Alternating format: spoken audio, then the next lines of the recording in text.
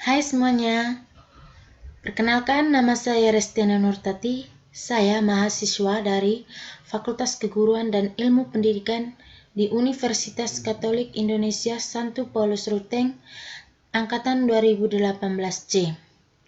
Baik, kali ini saya akan menjelaskan sedikit tentang model pembelajaran Jigsaw. Yang pertama itu adalah pengertian model pembelajaran Jigsaw. Pembelajaran Jigsaw adalah tipe pembelajaran kooperatif yang dikembangkan oleh Eliot Anderson. Model pembelajaran ini didesain untuk meningkatkan rasa tanggung jawab siswa terhadap pembelajarannya sendiri dan juga pembelajaran orang lain. Siswa tidak hanya mempelajari materi yang diberikan, tetapi mereka juga harus siap memberikan dan mengajarkan materi tersebut kepada kelompoknya.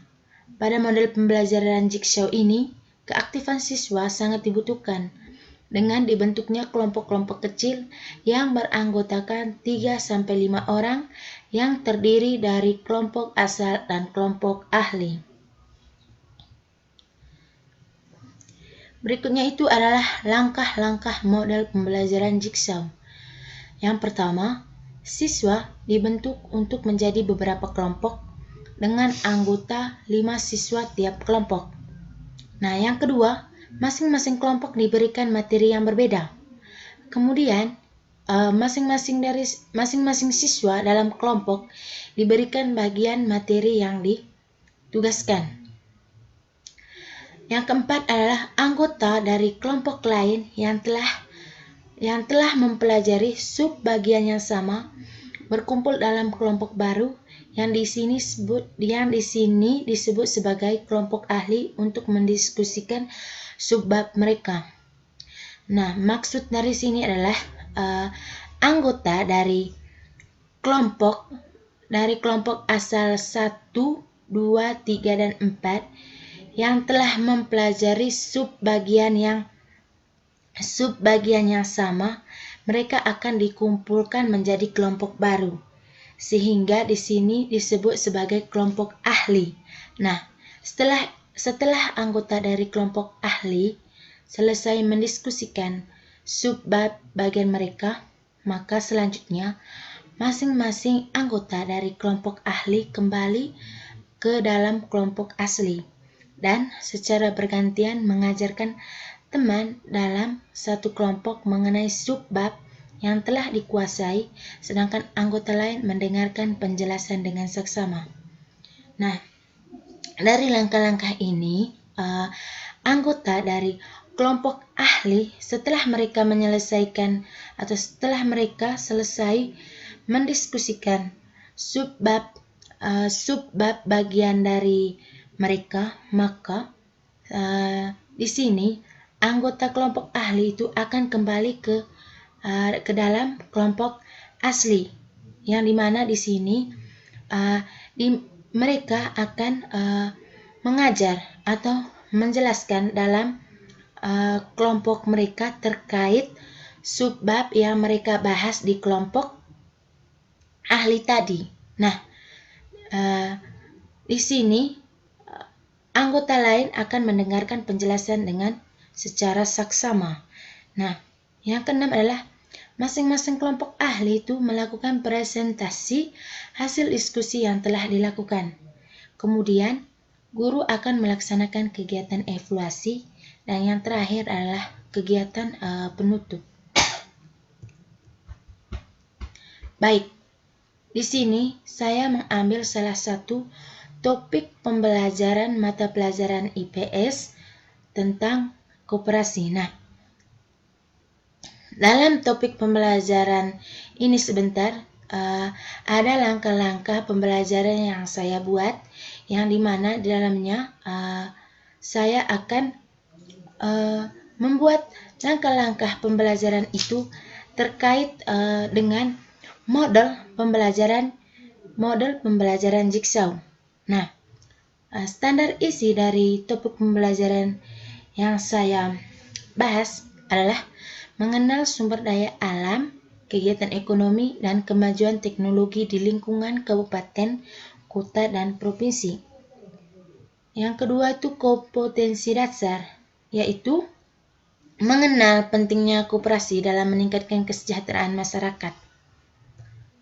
Nah, langkah-langkah pembelajaran dari topik pembelajaran yang saya bahas, yang pertama di sini adalah ada tahap eksplorasi, yang dimana guru akan memberikan pertanyaan kepada siswa untuk menggali pengetahuan mengenai materi yang akan dipelajari untuk hari itu. Nah, di sini juga siswa akan diminta untuk mendengarkan penjelasan guru tentang gambaran umum mengenai koperasi, baik menggunakan gambar koperasi dan lambang koperasi. Terus guru memberikan contoh koperasi yang ada di lingkungan siswa. Kemudian guru akan memberikan penjelasan mengenai cara kelompok menggunakan bagaimana sih pembelajaran kooperatif tipe jigsaw. Nah, tipe yang kedua itu adalah elaborasi. Nah, dalam tipe ini siswa dibagi dalam 4 kelompok dan masing-masing kelompok itu terdiri atas 4-5 siswa. Nah, di sini setiap kelompok itu menerima materi yang akan dibahas dan kelompok asal dengan materi yang berbeda. Materinya di sini adalah pengertian dan tujuan koperasi, lambang koperasi, dan sejarah terbentuknya koperasi. Nah, masing-masing siswa dalam kelompok diberikan materi yang berbeda. Misalnya di sini adalah dari dalam kelompok asal 1. Misalnya kan tadi terdiri dari 4-5 siswa. Nah, di sini di antara 4-5 siswa ini mereka akan mendapatkan materi yang berbeda-beda. Misalnya dari kelompok asal 1 di dalamnya ada si A. Misal si A-nya membahas materi tentang pengertian koperasi. Terus si B-nya tujuan koperasi. Dan si C-nya lambang koperasi. Dan si D-nya adalah sejarah terbentuknya koperasi. Nah, setelah itu setiap kelompok itu diberikan waktu untuk mendalami materi sesuai dengan kelompoknya. Nah, setelah mereka sudah mendalami materi yang dibagikan dalam kelompok asal tadi, maka siswa juga akan dikelompokkan dalam kelompok ahli. Nah, kelompok ahli ini dibagi dalam 4 kelompok juga. Nah, di sini setiap siswa akan menjelaskan kepada teman kelompok ahli dengan materi yang sudah dibahas dalam kelompok asal. Misalnya, dari kelompok asal, si A misalnya membahas tentang pengertian. Nah, dari kelompok asal 2, si B misalnya membahas tujuan dan selanjutnya. Terus di sini mereka akan maka di sini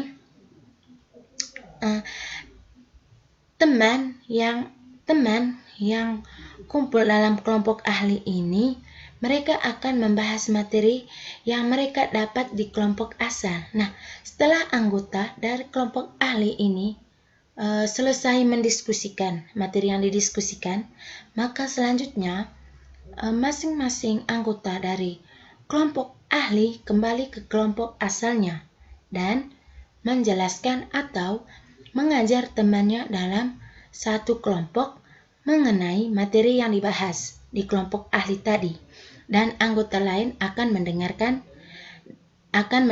penjelasan dari teman anggota kelompok mereka dengan saksama.